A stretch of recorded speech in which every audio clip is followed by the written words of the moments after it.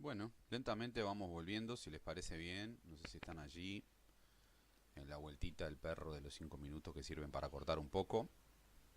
Sí, sí, sí. Yo lo que nos toca hoy en el pequeño segmento de No te metas con Yocasta, es un razonamiento. Siempre saben que las historias de mitología que trato de dar no tratan simplemente acerca de la historia en sí o del conjunto de la historia por la historia específicamente, sino la relación que ésta guarda con nuestra disciplina. Para ello, hoy voy a utilizar otro modelo mitológico que no es el clásico helénico, sino que es un modelo doble de la mitología egipcia y tiene que ver mm, con dos personajes que de alguna manera están atados a un concepto que históricamente siempre mantiene una complejidad o tiene una complejidad en la dicotomía del cielo o en la zona del cielo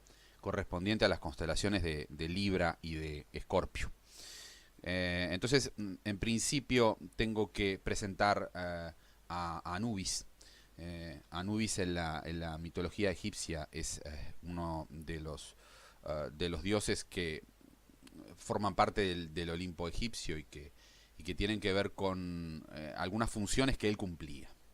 Las funciones que cumplía Anubis normalmente viene a ser algo así o está muy cerca del barquero que custodia la entrada al infierno.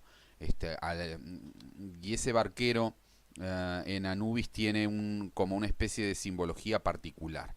Pero lo que me parece interesante para abrir el juego desde el punto de vista mitológico es que Anubis era conocido como el guardián de las balanzas. En la cultura egipcia, desde el punto de vista mitológico, se decía que al llegar el final de la vida del individuo, cuando el individuo tenía que ver cuál era su destino posterior a su muerte. Recuerden que en la mitología egipcia hay una gran carga muy pesada desde el punto de vista de todas las creencias posteriores a la muerte, inclusive superior esto a la propia cultura helénica o romana.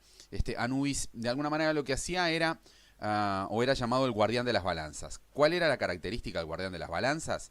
Y esto tiene que ver especialmente con los fondos de Libra, antes de la entrada de la constelación de Escorpio.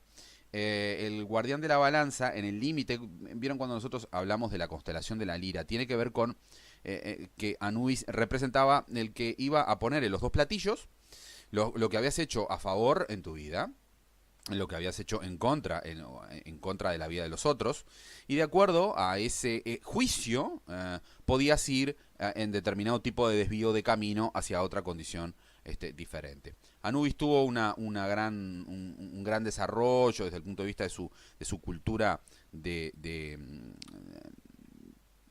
para los egipcios en la parte del antiguo imperio, y luego decayó en algo en aras de alguien que era considerado más importante, pero yo tengo que mantener en la estructura del cuento mitológico la importancia de Anubis como el tipo que medía lo que vos hacías cuando terminabas el viaje.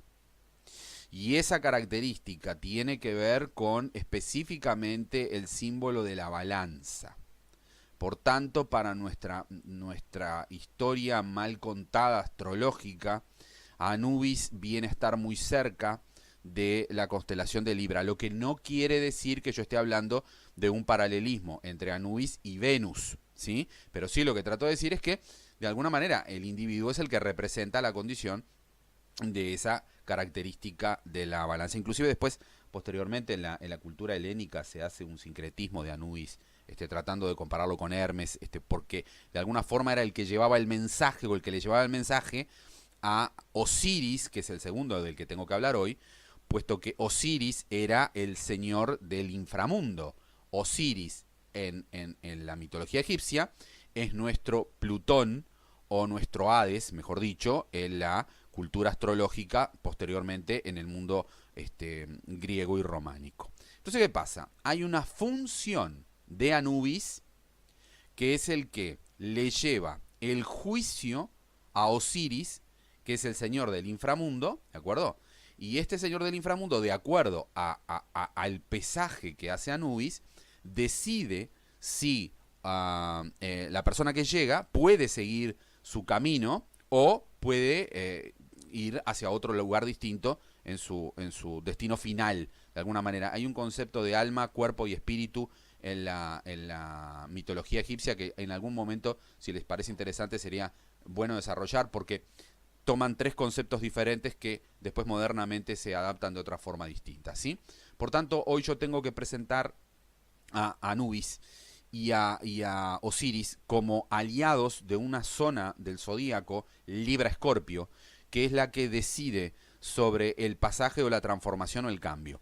Osiris, luego, desde el punto de vista mitológico, es considerado, en el dios, como el dios del inframundo, es considerado aquel que puede resurgir, y en la historia de la mitología egipcia, si ustedes investigan, se van a encontrar con que Osiris renace en oportunidades distintas. Siempre su hermano Set lo mata. Siempre lo encuentra y lo mata. Vos lo vas a revisar históricamente y siempre tiene escenarios en donde Set, su hermano, consigue encontrarlo y lo consigue matar. Entonces, de alguna manera, él siempre vuelve, ya sea con la ayuda de Isis, con la ayuda de otros tipos de dioses de ese Olimpo egipcio, siempre consigue renacer. Y el concepto del renacimiento de Osiris tiene que ver con el concepto de la regeneración o del renacimiento que nosotros utilizamos con Plutón o con el Hades. Y hay una cosa que me parece importante, y con esto dejo cerrado el tema de hoy, o por lo menos una aproximación que se darán cuenta que es una gotita, pero a mí me parece siempre que me parece interesante por lo menos tener ese trazo, ¿no? En la característica del Hades, no se podía decir el nombre. Eso probablemente ustedes lo sepan. No se hablaba no se podía nombrar la muerte.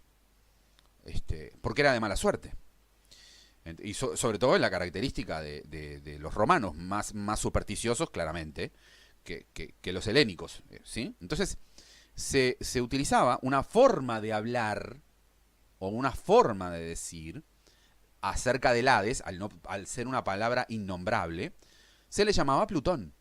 Plutón, en el latinazgo, corresponde a un vocablo que quiere decir opulencia. ¿Sabían ustedes eso? Quiere decir opulencia. La opulencia es la forma de referirse de los romanos a la muerte a través del dios de la muerte. Y entonces al dios de la muerte, en vez de decirle Hades, que es su verdadero nombre, le decían Plutón. Entonces el concepto de opulencia es un concepto que también existe en el reino de Osiris. ¿Por qué traje esta pequeña historia con dos personajes que están engranados entre lo egipcio y lo helénico, lo romano? Puesto que